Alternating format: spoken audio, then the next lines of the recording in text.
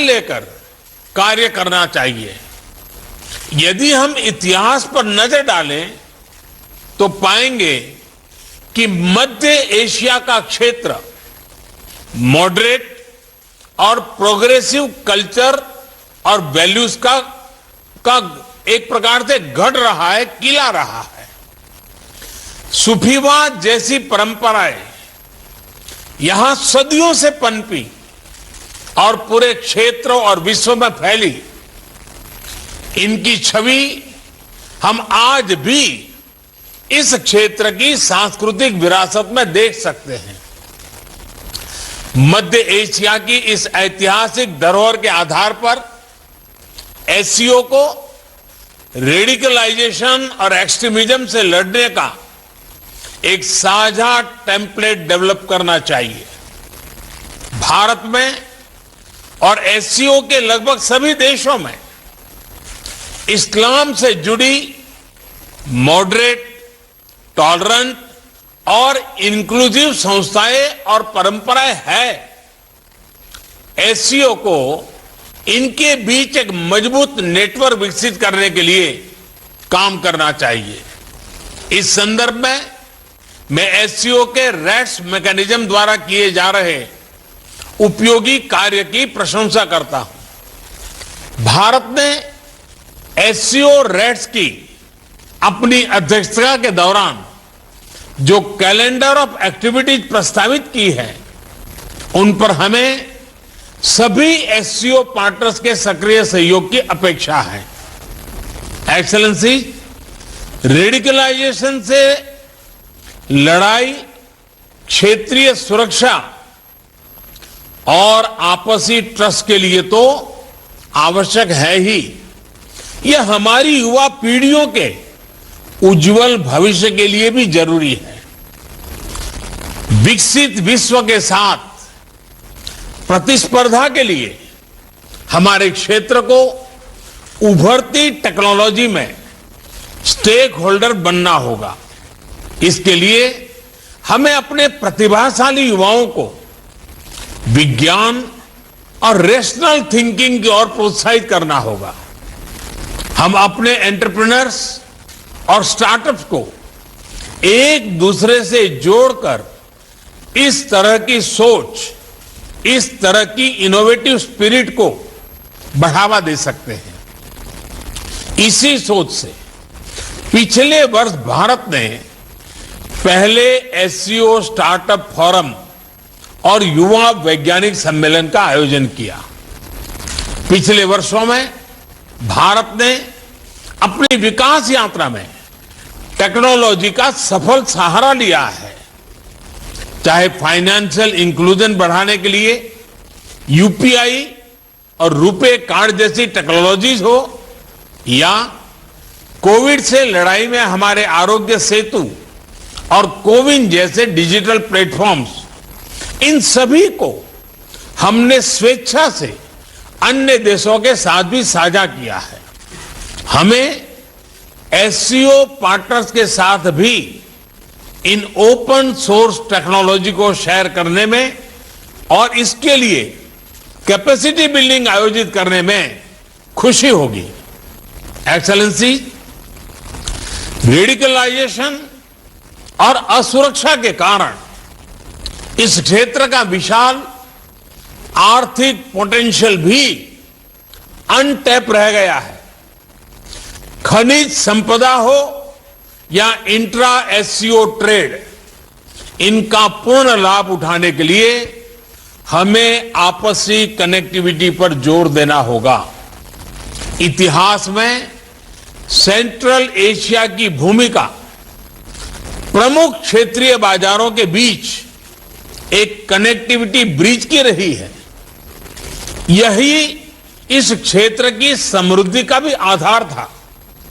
Bharat central Asia के साथ अपनी कनेक्टिविटी बढ़ाने के लिए प्रतिबद्ध है।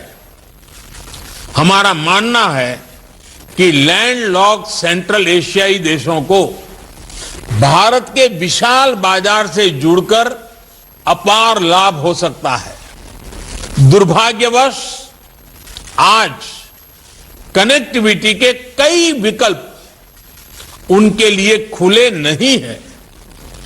ईरान के चाबाहार पोर्ट में हमारा निवेश और इंटरनेशनल नॉर्थ साउथ कॉरिडोर के प्रति हमारा प्रयास इसी वास्तविकता से प्रेरित है।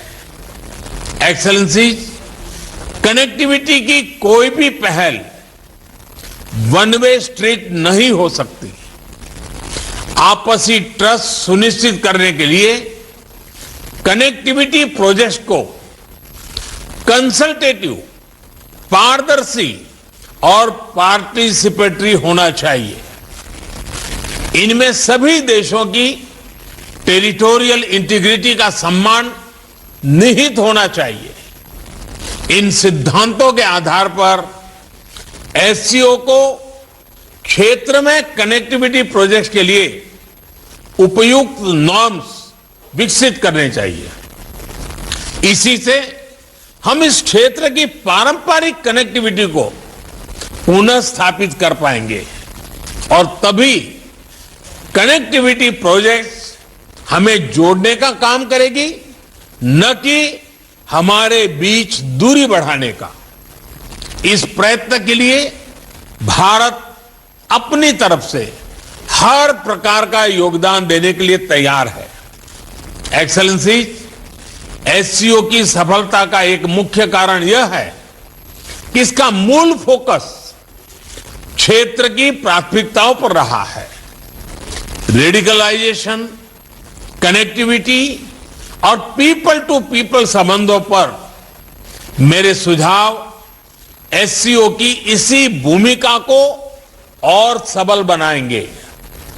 अपनी बात समाप्त करने से पहले मैं हमारे मेजबान राष्ट्रपति रहमोन का एक बार फिर धन्यवाद करता हूं। उन्होंने इस हाइब्रिड फॉर्मेट की चुनौती के बावजूद इस सम्मेलन का बेहतरीन आयोजन और संचालन किया है। मैं आगामी अध्यक्ष उज्बेकिस्तान को भी शुभकामनाएं देता हूं और भारत के सहयोग का आश्वासन देता हूं। बहुत बहुत धन्यवाद।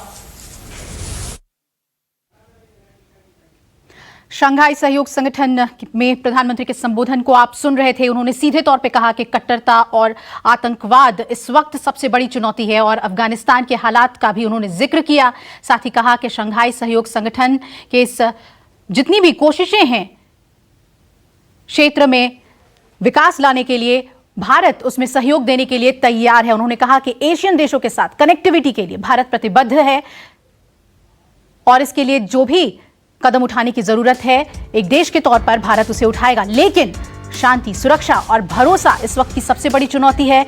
अगर आपसी सहयोग और भरोसा ना हो तो कनेक्टिविटी एक तरफा नहीं बनाया जा सकता, प्रधानमंत्री ने यह कहा। और रेडिकलाइजेशन इस वक्त की सबसे बड़ी चुनौती है। यह बात उन्होंने एससीओ की बैठक में पुरजोर तरीके से उठाया है।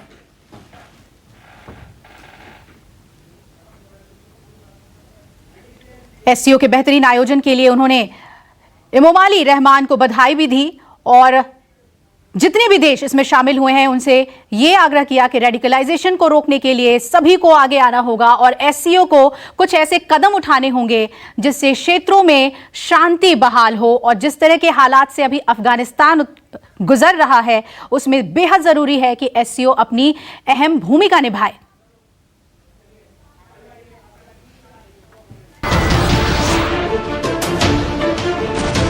नमस्कार, मैं हूं मानक गुप्ता। अगर आपको हमारा ये वीडियो पसंद आया हो तो इसे लाइक और शेयर जरूर करें और हां, हमें सब्सक्राइब और फॉलो करना ना भूलें ताकि आप देश और दुनिया की कोई खबर मिस ना करें। तो जुड़े रहिए हमारे साथ और देखते रहिए न्यूज़ 24।